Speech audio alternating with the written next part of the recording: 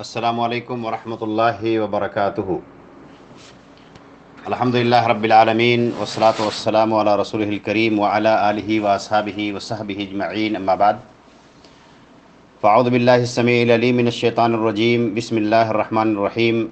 وللہ علی الناس حج البیت من استطاع الیہ سبیلا ومن کفر فإن اللہ غنی عن العالمین۔ محترم سامعین اور معزز ناظرین، آج اس لقاء الجمعہ کا موضوع ہے حج کی فرضیت اور حج کی فضیلت۔ حج جو دین اسلام کے بنیادی ارکان میں سے ایک نہایت ہی اہم رکن ہے، اور ہر مستطیع پر جو آدمی خانہ کعبہ جانے کی استطاعت رکھتا ہو اس پر حج کرنا زندگی میں ایک بار فرض ہے۔ حج کی فرضیت کس سن میں ہوئی ہے اس سلسلے میں اختلاف ہے، لیکن زیادہ قرینہ قیاس یہی ہے کہ حج کی فرضیت سن 9 ہجری میں ہوئی ہے، جب سن 8 ہجری میں مکہ فتح ہو گیا۔ چونکہ فتح ہونے سے پہلے مکہ والے جو وہاں کے قریش تھے، اللہ کے نبی صلی اللہ علیہ وسلم اور آپ کے صحابہ کو عمرہ نہیں کرنے دیتے تھے، تو یہ بات بعید نہیں کہ حج بھی نہ کرنے دیتے۔ اس لیے حج کی فرضیت جب مکہ فتح ہو گیا سن 8 ہجری میں، تو سن 9 ہجری میں حج فرض ہوا۔ ایک سوال یہ پیدا ہو سکتا ہے کہ جب سن 9 ہجری میں حج فرض ہوا، تو چونکہ حج فرض ہوتے ہی آدمی کو حج کرنا ہوتا ہے، پھر اللہ کے نبی صلی اللہ علیہ وسلم نے فرض ہوتے ہی حج کیوں نہیں کیا؟ ایک سال ڈیلے کر کے اللہ کے رسول صلی اللہ علیہ وسلم نے سن 10 ہجری میں حج کیوں کیا؟ تو اس کی پہلی وجہ ہے کہ سن 9 ہجری یہ عام الوفود کے نام سے جانا جاتا ہے۔ جب سن 8 ہجری میں مکہ فتح ہو گیا، تو اس کے اگلے سال پورے عرب کے وفد اللہ کے نبی صلی اللہ علیہ وسلم کے پاس آتے اسلام قبول کرنے کے لیے، دین کی تعلیم حاصل کرنے کے لیے۔ تو دین کی تعلیم دینا اور ان کا استقبال کرنا یہ اللہ کے نبی صلی اللہ علیہ وسلم کے لیے زیادہ اہم تھا۔ اور دوسری بات یہ کہ چونکہ وہ پہلا سال تھا، اس لیے پہلے جو قریش کے علاوہ لوگ حج کیا کرتے تھے، طواف کیا کرتے تھے، تو وہ بلا کپڑے کے ننگے کیا کرتے تھے۔ تو اللہ کے نبی صلی اللہ علیہ وسلم نے ان دو وجوہات کی بنا پر سن 9 ہجری میں حج نہیں کیا، بلکہ سن 10 ہجری میں اللہ کے رسول صلی اللہ علیہ وسلم نے حج کیا۔ تو حج کی فرضیت سن 9 ہجری میں ہوئی ہے، اور حالانکہ اس سے پہلے ہی جب اللہ کے نبی ابراہیم علیہ السلام اور آپ کے بیٹے اسماعیل علیہ السلام نے خانہ کعبہ کی بنیاد ڈالی، اور اللہ تبارک و تعالی نے حکم دیا وَأَذِّنْ فِي النَّاسِ بِالْحَجِّ يَأْتُوكَ رِجَالًا، کہ لوگوں میں حج کا اعلان کر دیں، لوگ پیدل بھی آئیں گے اور سواریوں پہ سوار ہو کر کے آئیں گے۔ تو اسی وقت سے خانہ کعبہ کا حج جاری ہے، اور انشاءاللہ تا قیامت جب تک اہل ایمان دنیا میں بچے رہیں گے تب تک خانہ کعبہ کا حج ہوتا رہے گا۔ اللہ تبارک و تعالیٰ نے قرآن کریم میں فرمایا ہے وَلِلَّهِ عَلَى النَّاسِ حِجُّ الْبَيْتِ مَنِ اسْتَطَاعَ إِلَيْهِ سَبِيلًا، جو آدمی خانہ کعبہ جانے کی استطاعت رکھتا ہو، یعنی نان و نفقہ اپنے گھر والوں کا پورا کر کے جو اس کی ذمہ داریاں ہوتی ہے اس کو پورا کرنے کے بعد اگر آدمی کے پاس اتنا بیلنس ہے کہ وہ خانہ کعبہ کا حج کر سکتا ہے، تو پھر ایسے آدمی کے لیے ضروری ہے کہ وہ خانہ کعبہ کا حج کرے۔ اور کسی کے اوپر حج فرض ہو جائے تو باقی غیر ضروری کاموں کے لیے حج کو ڈیلے کرنا یہ جائز اور درست نہیں ہے، اس لیے کہ پتہ نہیں کب کیسے حالات پیدا ہو جائیں کہ آدمی خانہ کعبہ جا ہی نہ سکے، راستے بند ہو جائیں، یا آدمی کے پاس پیسہ موجود ہے اور پیسے موجود ہی نہ رہے۔ چنانچہ جب بھی آدمی کے اندر استطاعت پیدا ہو جائے تو حج کے لیے کوشش کرنا شروع کر دینا چاہیے۔ اللہ تعالیٰ نے فرمایا وَلِلَّهِ عَلَى النَّاسِ حِجُّ الْبَيْتِ مَنِ اسْتَطَاعَ إِلَيْهِ سَبِيلًا وَمَنْ كَفَرَ، اور جس نے کفر کیا، انکار کیا، یا یوں کہہ لیں کہ جس نے استطاعت ہونے کے باوجود حج نہیں کی، فَإِنَّ اللَّهَ غَنِيٌّ عَنِ الْعَالَمِينَ، تو اللہ تبارک و تعالیٰ سارے جہاں سے بے نیاز ہے، کسی کے حج کی، کسی کے طواف کی اللہ تبارک و تعالیٰ کو ضرورت نہیں ہے۔ تو زندگی میں ایک بار حج کرنا یہ ہر مسلمان پر جو استطاعت رکھتا ہو، شرط ہے، استطاعت رکھتا ہو اس پر فرض ہے۔ اچھا، دین کے جو بنیادی ارکان ہیں جن میں 5 بنیادی ارکان ہیں، اور سب سے پہلا رکن کلمہ شہادہ کی گواہی، تو بلا اس کی گواہی دیے ہوئے کوئی شخص مسلمان ہو ہی نہیں سکتا ہے۔ اس کے بعد 4 بچتے ہیں، ان چاروں میں سے 3 ایسے ہیں جن میں کنڈیشن ہے، شرائط ہیں۔ وہ حج ہو گیا، زکوٰۃ ہو گیا، روزہ ہو گیا۔ ان میں شرائط ہیں کہ اگر یہ شرط پائی جائے تو آدمی کو روزہ رکھنا ہے، حج کرنا ہے، زکوٰۃ دینا ہے۔ لیکن نماز ایک ایسا رکن ہے اسلام کا جس کے لیے کوئی شرط نہیں ہے، بس مسلمان ہونا کافی ہے۔ مسلمان ہونے کے بعد آدمی جس بھی حالت میں ہو، جہاں بھی ہو، جس بھی کیفیت میں ہو، ہر حال میں ایک مسلمان کے اوپر نماز پڑھنا فرض ہے۔ شرط یہ ہے کہ مسلمان ہو اور بالغ ہو۔ اللہ تعالیٰ نے فرمایا وَلِلَّهِ عَلَى النَّاسِ حِجُّ الْبَيْتِ مَنِ اسْتَطَاعَ إِلَيْهِ سَبِيلًا وَمَنْ كَفَرَ فَإِنَّ اللَّهَ غَنِيٌّ عَنِ الْعَالَمِينَ۔ اللہ تبارک و تعالیٰ سارے عالم سے بے نیاز ہے۔ اللہ تبارک و تعالیٰ نے فرمایا ہے الحج اشہر معلومات فمن فرض فیہن الحج فلا رفث ولا فسوق ولا جدال فی الحج، کہ حج کے مہینے معروف ہیں۔ اچھا، حج کے مہینے کون کون سے حج کے مہینے ہیں؟ حج کے مہینوں میں شوال کا مہینہ کنفرم ہے، اور ذی القعدہ کا مہینہ، یہ 2 مہینے حج کے مہینے ہیں، اور ذی الحجہ کا پورا مہینہ یا پہلا 10 دن، اس سلسلے میں اختلاف ہے، لیکن پہلا 10 دن حج کا مہینہ ہونے میں کوئی اختلاف نہیں ہے۔ تو شوال، ذی القعدہ اور ذی الحجہ کے پہلے 10 دن یہ حج کے مہینے ہوتے ہیں۔ حج کا مہینہ ہونے کا کیا مطلب ہے؟ تو حج کا مہینہ ہونے کا مطلب یہ نہیں کہ آدمی حج کے مہینوں میں جب چاہے حج کر لے۔ حج تو 9 ذی الحجہ جو عرفہ کا دن ہوتا ہے وہ اصل دن ہے، اور اس کے بعد 10، 11، 12 کو یہ منی میں رہنا پڑتا ہے، یہ حج کے ایام ہوتے ہیں 4-5 دن۔ حج کا مہینہ ہونے کا مطلب یہ ہے کہ اگر کوئی شخص حج تمتع یا حج قران کرنا چاہ رہا ہے جس میں پہلے عمرہ کیا جاتا ہے، تو ایسا شخص اگر ان مہینوں میں عمرہ کرتا ہے اور پھر اس کے بعد حج کرتا ہے تو پھر اس کا حج تمتع یا حج قران ہوگا، جیسا کہ وہ کرنا چاہ رہا ہے۔ لیکن اگر کوئی شخص رمضان کے مہینے ہی میں جا کے مکہ میں بیٹھ جائے اور عمرہ کر کے مکہ میں رہے اور سوچے حج کر کے جائیں گے، تو ایسے آدمی کا حج تو ہو جائے گا، لیکن رمضان میں کیے ہوئے عمرہ کے ساتھ ساتھ اس آدمی کا حج تمتع نہیں ہو سکتا ہے، اس لیے کہ اس نے عمرہ حج کا مہینہ شروع ہونے سے پہلے کر لیا تھا۔ اللہ کے نبی صلی اللہ علیہ وسلم نے فرمایا، ابو ہریرہ رضی اللہ تعالیٰ عنہ راوی حدیث بیان فرماتے ہیں خطبنا رسول اللہ صلی اللہ علیہ وسلم فقال، اللہ کے رسول صلی اللہ علیہ وسلم نے ایک بار خطبہ دیتے ہوئے فرمایا یا ایھا الناس،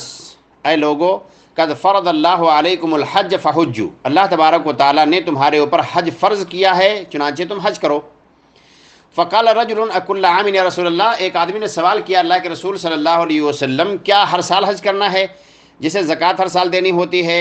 ہر سال رمضان کا مہینہ آنے پر روزہ رکھنا ہوتا ہے،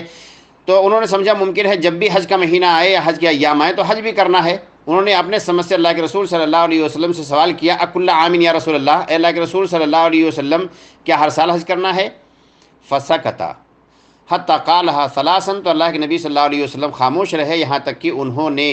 جو صحابی اس بات کو کہہ رہے تھے کہ اللہ کے رسول صلی اللہ علیہ وسلم کیا ہر سال حج کرنا ہے، اپنی بات کو 3 بار ریپیٹ کیا۔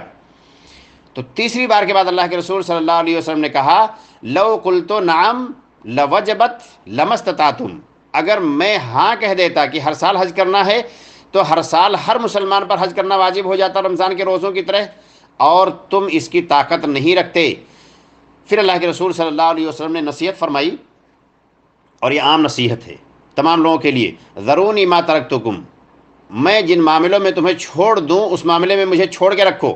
فإنما هلك من كان قبلكم بكثرة سؤالهم واختلافهم على انبیائهم، اس لیے کہ تم سے پہلے کے لوگ جو ہلاک ہوئے ہیں وہ وجہ یہی رہی ہے کہ اپنے رسولوں سے زیادہ سوال کیے اور اپنے رسولوں سے اختلاف کرنے کی بنا پر وہ ہلاک ہو گئے۔ فإذا أمرتكم بشيء فاتوا منه ما استطعتم، جب میں تمہیں کوئی کام کرنے کا حکم دوں تو جتنی طاقت ہو اتنا اس پر عمل کرو۔ وَإِذَا نُهِيتُكُمْ عَنْ شَيْءٍ فَدَعُوهُ، اور جب کسی چیز سے تم کو روکو تو اس کو چھوڑ دیا کرو۔ اچھا، یہاں پہ دیکھیں ایک نکتہ کہ اللہ کے رسول صلی اللہ علیہ وسلم فرمائے کہ جب کسی کام کے کرنے کا حکم دوں تو جتنی استطاعت ہے اتنا کرو، لیکن جب کسی کام سے منع کر دوں تو اس میں استطاعت کا ذکر نہیں ہے کہ کسی کام سے منع کر دوں تو استطاعت ہے تو رکو، نہیں تو نہ رکو۔ کسی کام سے رکنے کے لیے استطاعت کی شرط نہیں ہے، اگر کہا جا رہا ہے اس کام سے رک جانا تو رک جانا ہے۔ آدمی نہ کرے کہ میں چھوڑ نہیں پاتا ہوں اور ہماری عادت بن چکی ہے اور یہ ہے اور وہ ہے۔ اللہ کے رسول صلی اللہ علیہ وسلم فرمایا وَإِذَا نُهِيتُكُمْ عَنْ شَيْءٍ فَدَعُوهُ، جب میں تمہیں کسی کام سے منع کر دوں، کسی کام سے روک دوں تو تم رک جاؤ۔ تو دین کے بنیادی ارکان میں سے جو حج ایک اہم رکن ہے، اور حج جو خانہ کعبہ یا مکہ میں آ کر کے ہی ہو سکتا ہے، یہ زندگی میں ایک بار ہر مسلمان پر اگر استطاعت ہو جائے تو فرض ہے۔ اچھا یاد رکھیں کہ اس میں نصاب وغیرہ کی شرط نہیں ہے۔ کل کے ایک صاحب نے پوچھا کہ ایک عورت ہے جس کے پاس اتنا سونا ہے نصاب تک پہنچتا ہے، چونکہ عورت کے اوپر نان و نفقہ کی بھی ذمہ داری نہیں ہوتی ہے، تو کیا اس کے اوپر حج فرض ہے؟ تو حج کے لیے استطاعت کی شرط نہیں ہے، نصاب کی شرط نہیں ہے کہ زکوٰۃ کے نصاب کو آدمی پہنچ رہا تو اس کے اوپر حج فرض ہے۔ وہ نصاب ایک الگ چیز ہے اور حج کی استطاعت ایک الگ چیز ہے۔ حج جو دین کے بنیادی ارکان میں سے ایک نہایت اہم رکن ہے، اس کی بڑی فضیلت ہے اور اس کے بڑے ثواب ہیں۔ اللہ کے رسول صلی اللہ علیہ وسلم نے بیشتر موقعوں پر اس کی فضیلت بیان کی ہے، لوگوں کو اس کی ترغیب دلانے کے لیے اور اللہ کے نبی صلی اللہ علیہ وسلم نے فرمایا کہ بلکہ اللہ کے رسول صلی اللہ علیہ وسلم سے پوچھا گیا، ابو ہریرہ رضی اللہ تعالیٰ عنہ کہتے ہیں کہ ای العمل افضل، اے اللہ کے نبی صلی اللہ علیہ وسلم کون سا عمل سب سے افضل ہے، دنیا میں سب سے اچھا عمل کون سا ہے؟ تو آپ نے فرمایا ایمان باللہ و رسولہ، سب سے اچھا عمل، دنیا کا سب سے اچھا عمل اللہ اور اس کے رسول پر ایمان لانا، یعنی مسلمان ہونا۔ مسلمان ہونے سے بڑا دنیا میں کوئی اچھا عمل نہیں ہے، اور اسی کے بالمقابل دنیا کا سب سے بڑا گناہ بھی ہے شرک کرنا یا اللہ اور اس کے رسول کا انکار کرنا، یہ دنیا کا سب سے بڑا گناہ ہے۔ قیل ثم ماذا،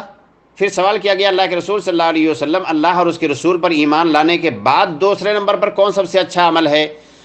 تو اللہ کے نبی صلی اللہ علیہ وسلم فرمایا الجہاد فی سبیل اللہ، اللہ کے راستے میں جہاد۔ قیل ثم ماذا، پھر اللہ کے نبی صلی اللہ علیہ وسلم سے پوچھا گیا کہ اس کے بعد کون سا عمل ہے؟ تو آپ نے فرمایا حج مبرور، حج مبرور، ایسا حج جو اللہ تبارک و تعالیٰ کے ہاں قبول ہو جائے۔ اچھا حج مبرور کس کو کہتے ہیں؟ حج مبرور کا معنی ہوتا ہے حج مقبول، ایسا حج جو اللہ تبارک و تعالیٰ کے ہاں قبول ہو جائے۔ اچھا ہمیں کیسے پتہ چلے گا کہ ہمارا حج قبول ہو رہا ہے یا کسی کا عمل اللہ تبارک و تعالیٰ کے ہاں قبول ہو رہا ہے یا نہیں ہو رہا ہے؟ کسی بھی عمل کی قبولیت کا واضح علم تو اللہ تبارک و تعالیٰ کے علاوہ کسی کے پاس نہیں ہے، لیکن بظاہر کسی عمل کے قبول ہونے کی کچھ نشانیاں ہوتی ہیں اور بلکہ کچھ شرائط ہوتے ہیں۔ تو جو شرائط ہوتے ہیں وہ یہ ہے کہ آدمی کوئی بھی عمل کر رہا ہو تو اس میں اس کی نیت خالص ہونی چاہیے، کوئی بھی عمل کر رہا ہو نیت خالص ہونی چاہیے، اور وہ عمل اللہ کے نبی صلی اللہ علیہ وسلم کے بتائے ہوئے طریقے کے مطابق ہونا چاہیے۔ یہ دو شرطیں بنیادی ہیں کسی بھی عمل کے لیے۔ اور اگر ایسا عمل کر رہا ہے جس میں آدمی کا روپیہ پیسہ بھی خرچ ہو رہا ہے، ایک ہوتا ہے جسمانی عبادت، ایک ہوتا ہے مالی عبادت، اور کچھ عبادتیں ہوتی ہیں جو جسمانی اور مالی دونوں ہوتی ہیں، انہی میں سے حج بھی ہے۔ حج یہ جسمانی عبادت بھی ہے اور مالی عبادت بھی ہے۔ تو آدمی جو مال خرچ کر کے حج کرنے کے لیے جا رہا ہے، جو روپیہ پیسہ اس میں لگا رہا ہے، وہ ضروری ہے کہ حلال کی کمائی کا ہو، حلال کی کمائی کا ہو۔ تو ایسے آدمی کے حج کے لیے امید کیا جا سکتا ہے کہ اس کا حج حج مبرور ہو، اللہ تبارک و تعالیٰ سے خیر کی ہی امید کرنی چاہیے۔ اور اس کی کچھ علامات ہوتے ہیں، کسی بھی عمل کے قبول ہونے کی علامت یہ ہوتی ہے کہ کوئی بھی نیک عمل کرنے کے بعد آدمی کو پھر مزید نیک عمل کی توفیق ہو رہی ہے، تو یہ اس بات کی علامت ہے کہ اس کا نیک عمل اللہ تبارک و تعالیٰ کے ہاں قبول ہو رہا ہے۔ یا آدمی کے اندر کچھ اچھی تبدیلی پیدا ہو جا رہی ہے حج کرنے کے بعد، حج کرنے سے پہلے وہ نماز کا پابند نہیں تھا، حج کرنے سے پہلے اپنی زبانوں پہ کنٹرول نہیں تھا، حج کرنے سے پہلے طرح طرح کی برائیاں آدمی کے اندر پائی جاتی تھیں، لیکن حج کر کے جب سے بندہ آیا ہے تب سے اس کے اندر اچھی تبدیلی پائی گئی ہے، اس کے اخلاق اچھے ہو گئے ہیں، وہ اپنی زبان کو سنبھال کے استعمال کرتا ہے، نمازوں کا پابند ہو گیا ہے، ایک دوسرے کے حقوق کو پہچاننے لگا ہے، تو یہ اس بات کی علامت ہوتی ہے کہ اس کا حج مقبول ہو گیا ہے۔ تو اللہ کے نبی صلی اللہ علیہ وسلم سے پوچھا گیا سب سے اچھا عمل کون ہے؟ آپ نے فرمایا اللہ اس کے رسول پر ایمان، پوچھا گیا پھر، کہا اللہ کے راستے میں جہاد، پوچھا گیا اس کے بعد، کہا حج مبرور۔ ایک دوسری حدیث میں عائشہ رضی اللہ تعالیٰ عنہ فرماتی ہیں کہ انہوں نے کہا یا رسول اللہ نر الجہاد افضل العمل، اے اللہ کے نبی صلی اللہ علیہ وسلم جہاد چونکہ سب سے اچھا عمل ہے تو کیا ہم اللہ تبارک و تعالیٰ کے راستے میں جہاد نہ کریں جو سب سے اچھا عمل ہے اور ہم عورتیں اس سے محروم ہیں؟ قال اللہ کے نبی صلی اللہ علیہ وسلم نے کہا کہ نہیں، جہاد نہیں کرنا ہے، لیکن افضل الجہاد حج مبرور، سب سے اچھا جہاد حج مبرور ہے، حج مقبول ہے۔ یہ بخاری کی روایت ہے۔ اسی طرح سے ایک بار اللہ کے نبی صلی اللہ علیہ وسلم نے فرمایا العمرۃ الی العمرۃ کفارۃ لما بینہما، ایک عمرہ سے لے کر کے دوسرے عمرہ کے درمیان جو گناہ ہوتے ہیں، اچھا یاد رکھیں کہ گناہ صغیرہ ہی معاف ہوتے ہیں، تو عمرہ کرنے سے معاف ہو جاتے ہیں۔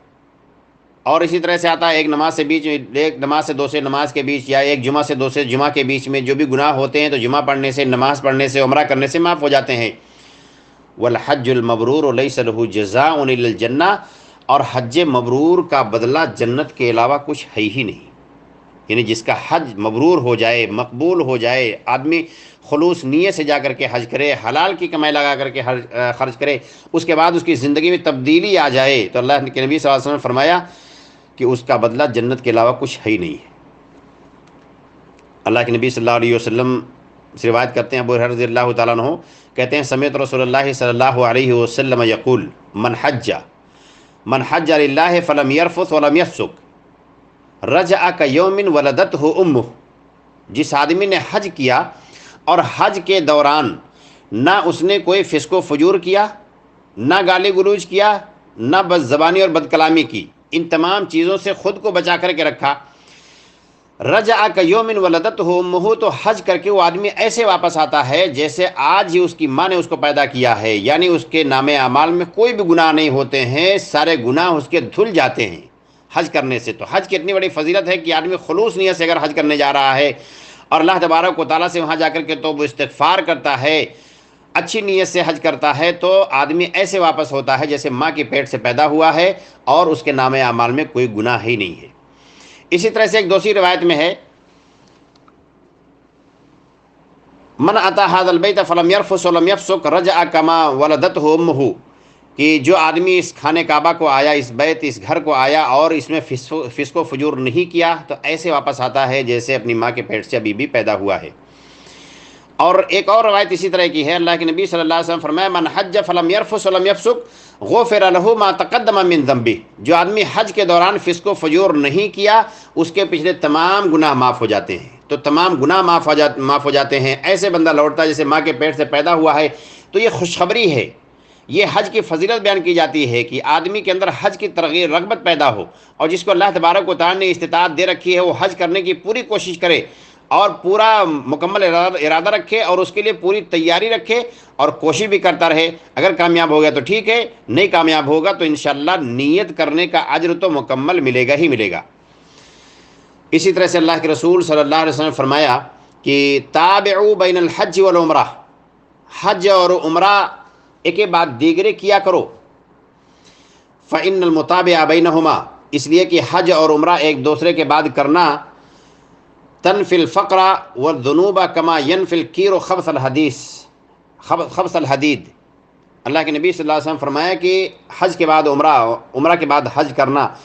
یہ گناہ کو اور تنگ دستی کو، یعنی غریبی کو، گناہ کو اور غریبی کو ایسے ہی مٹا دیتے ہیں جس طرح سے بھٹی یہ لوہے کے گندگی کو مٹا دیتی ہے۔ لوہے میں زنگ لگا ہوا ہو، بہت ہی گندا لوہا، اس کو بھٹی میں آگ میں ڈال دیا جائے بالکل کھرا ہو جاتا ہے۔ تو اللہ کے نبی صلی اللہ علیہ وسلم فرمایا کہ کوئی بھی آدمی جب حج اور عمرہ کرتا ہے تو اللہ تبارک و تعالیٰ اس کو گناہوں سے اور فقیری اور محتاجگی سے ایسے ہی نکال لیتا ہے جیسے سونا، جیسے لوہا بھٹی میں نکلنے کے بعد بالکل تر و تازہ ہو کر کے نکلتا ہے۔ اور اگر کوئی شخص حج کرنے کی استطاعت نہیں رکھتا ہے، اور ظاہر سی بات ہے سارے لوگ حج کرنے کی استطاعت نہیں رکھتے ہیں، تو ان کے لیے بھی اللہ کے نبی صلی اللہ علیہ وسلم کی خوشخبری موجود ہے۔ رسول اللہ صلی اللہ علیہ وسلم نے فرمایا کہ من صلی الفجر فی جماعت ثم قعد یذکر اللہ، جو شخص فجر کی نماز جماعت سے پڑھے اور پھر اسی جگہ بیٹھ کر کے اللہ تبارک و تعالیٰ کے ذکر میں لگ جائے، اور اس وقت تک اللہ تبارک و تعالیٰ کا ذکر کرے یہاں تک کہ سورج طلوع ہو جائے، ثم صلی رکعتین، اور پھر وہ کھڑے ہو کر کے 2 رکعت نماز پڑھ لے،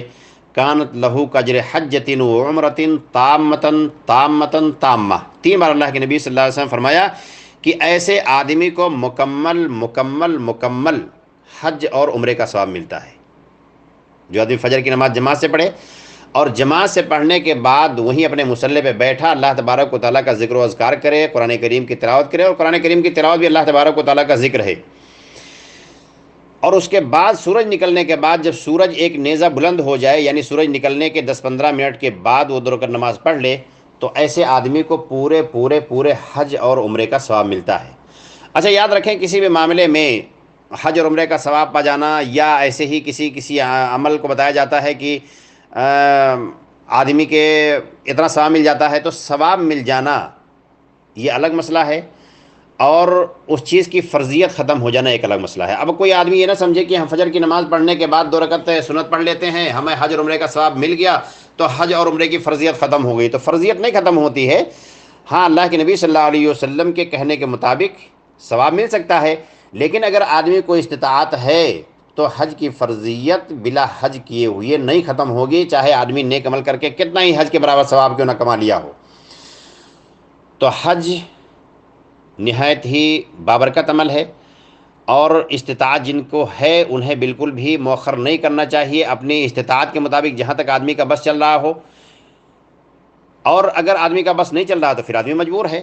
لیکن حج کرنے کی پوری کوشش کرنی چاہیے اور آدمی کو پوری طرح سے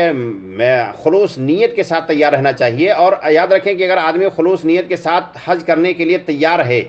اس کا انتظام بھی کر کے رکھا ہے، اور اتفاق سے حج نہیں کر سکتا ہے اور اس آدمی کی وفات ہو جاتی ہے، تو یاد رکھیں نیت کی بنیاد ہی پر آدمی کو مکمل ثواب مل جاتا ہے. کسی بھی نیک عمل کی نیت آدمی کر لے، پختہ ارادہ کر لے، اور اس کو نہ بھی انجام دے پائے، پھر بھی آدمی کو اس کا پورا ثواب ملتا ہے. تو نیت کرنے میں تو کوئی حرج نہیں ہے. آدمی کے اندر اگر استطاعت ہے تو یہ حج کے تعلق سے اس کی فرضیت اور اس کے فضائل کے تعلق سے چند باتیں تھیں. ہمیں چاہیے کہ ہم ان کے فضائل کو